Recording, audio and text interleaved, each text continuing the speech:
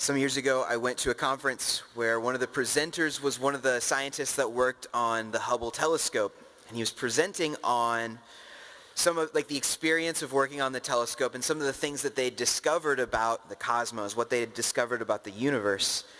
But what he began with was this really interesting insight where he was talking about really before the discovery of electricity and before modern lights where we don't, and before pollution where we don't see the stars as well. He said before all of these things, no matter how cynical you were, no matter how important you thought that you think that you are, no matter any of these things, at night, the stars were a constant invitation to wonder. The stars were a constant invitation to be amazed and to be moved. And so there was this constant point in life, no matter what happened in your day, no matter what happened, there was this point in life where you could be moved. And you could kind of be brought back to perspective, and you could be in awe. And one of the big points he was making is that as great as the modern world is, in some ways we've lost this space to really be in awe and to really be amazed. And this is one of the great tragedies, is we can stay in this boredom and cynicism, and there's nothing really that pulls us out and lifts us out like the stars do when we really see them. And in the celebration of, or the solemnity of the Epiphany of the Lord, with this moment where the Magi are led by a star.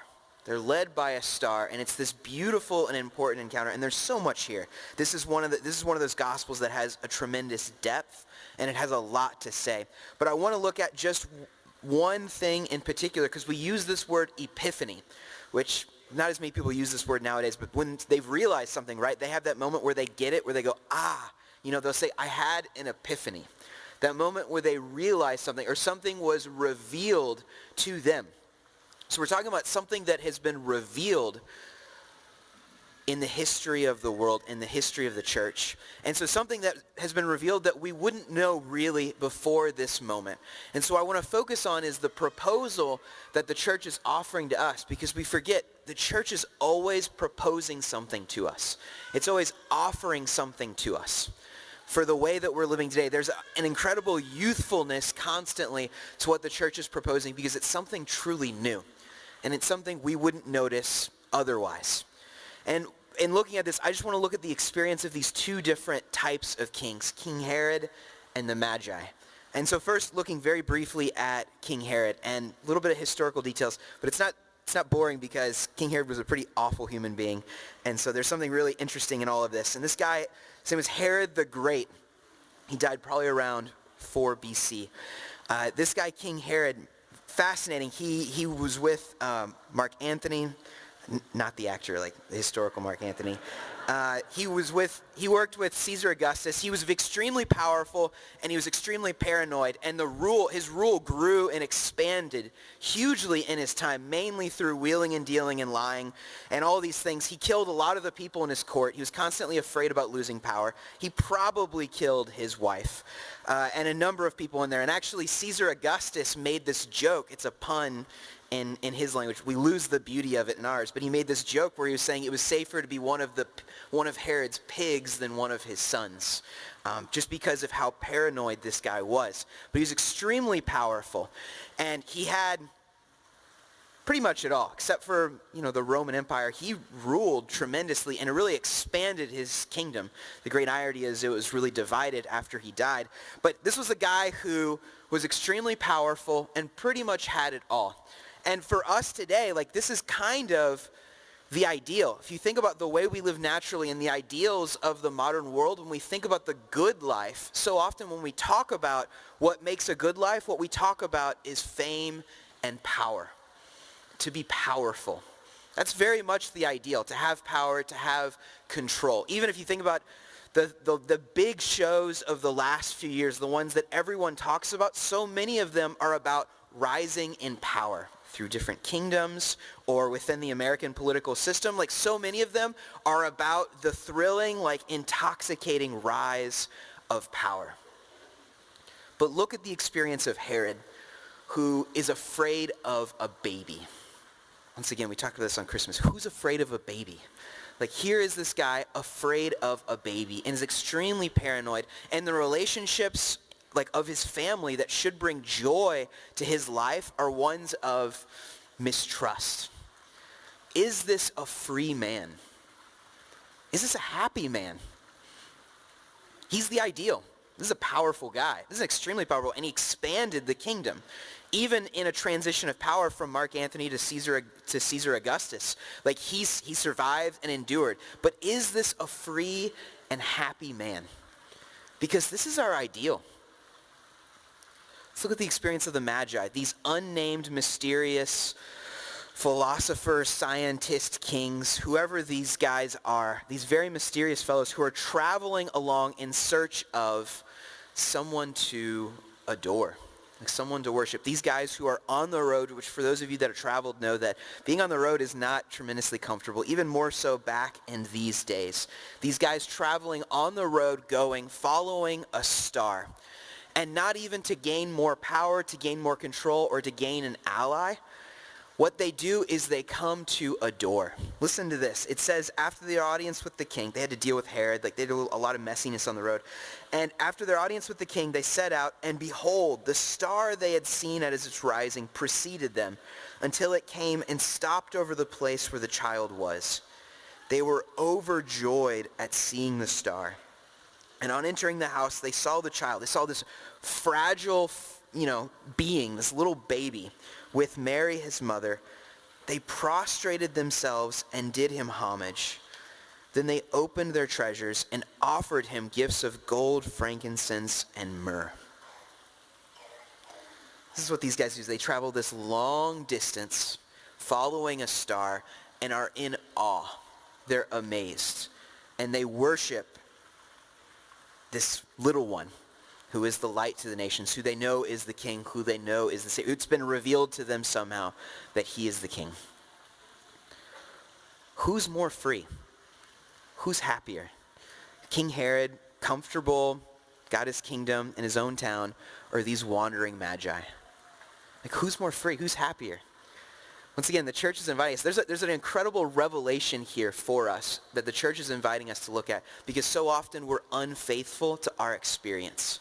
How often, at least this has been my experience, where you're like, this is a really bad idea, and yet we do it again. We're so profoundly unfaithful to our experiences. And what the church is proposing here, what is offered in the Epiphany, is the revelation that we are made for wonder, that we are made to adore. And even think about on a natural level that moment when you suddenly get something, when you're trying to understand, when you're studying in school and you just like can't grasp it, you can't understand, or like you're watching a show and you're trying to figure out who the killer is or whatever, and in that all of a sudden you get that flash of insight where you understand, and there's that moment and you go like, I know, or I get it. I hear teachers as well, like their great moment of joy is in seeing in the faces of their students that moment when suddenly they understand, when suddenly they get it. That moment, what happens in that moment? We go past this, but so often in that moment where we get it, where there's that flash of insight, it's a moment of joy. It's a moment of gratitude. It's actually a moment of worship. This is my friend Monsignor Lorenzo Albacete. He was an astrophysicist before he entered the seminary, and he said like he was following this road of all of his research, all of his learning ended in wonder and awe and gratitude. Like, who are you that reveal yourself to me in this way? It would be a surprising thing for many people to hear in the modern world that scientific research, like when it's truly followed, ends in awe, actually ends in adoration, as these scientists, philosopher kings that are the Magi show us. And so this is the real revelation of Epiphany. Not just that Christ is the light for all nations. That's here profoundly. But that we are more human. We are more ourselves in wonder and awe, in adoration, than when we try and control, when we try and grasp for power, when we try to possess and make everything ours. That we are more free and more ourselves when we adore. And that when we lose this aspect of adoration that you find even in the simplest form of that moment when you're doing a crossword puzzle and you get it, right? And there's that flash of insight, like the goodness of that moment. Or when you're watching a show, like I loved with my friends when Last Jedi came out, everybody was like theorizing and trying to, all their theories and everything like that. And that moment of like, oh, I was right. Or like, oh, I get it. Like that flash of insight where it's this moment of joy, this insight, this moment of gratitude and awe at the way that things are. Even there's this seed of adoration. This is the proposal of the church today, that we aren't made for control and power, even though we think so often, even subconsciously, that this is what it is. But that ends in paranoia, and that ends in destroying even the most precious things of our life. But what we are made for is to adore. What we are made for is wonder and awe. As Dante would say, we are made for the stars. Like we are made for gratitude, to be overflowing with this. This is the epiphany of the Lord, the revelation of the Lord today, that we are more joyful and free even in the mystery of the Mass. We come and offer our gifts, right? The offering. Like in following reality and following the star and following the sign, following it to you and prostrating before you and giving my gifts to you, I am more human and more joyful and more free. In adoring you, I actually discover my humanity. This is the proposal of today. This is what the church offers us today. And this is something truly revolutionary in the world. And my invitation for all of us is, in this new year, is to test this. Test this. See if in adoring, in making time for prayer, making time for adoration, we have an adoration chapel open almost 24/7. Test this. Adore. And see if you are more human. See if you are more free than this too often thing we do of trying to grasp and control and possess even other people, even our relationships with others, making it according to our image instead of what is. Test this. This is the proposal of the Epiphany of the Lord. See if you are more free living the uncomfortable existence of the Magi than that of Herod. See which is more human. See which is more freeing. Because the joy, and it's surprising for me that the great joy again and again in my life actually is like knowing and adoring Christ. That this is actually the deepest joy of my existence. Like is adoring you. Who are you that created all of these things for me, that became this fragile child for me? Who are you? Like that is the mystery of the Magi. And this too, like this experience can be ours as well. Test this.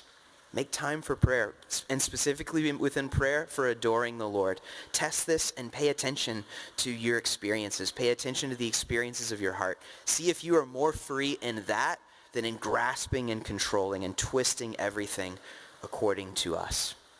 See if you are more free in adoration or in control, in the experience of the Magi or the experience of Herod. God bless.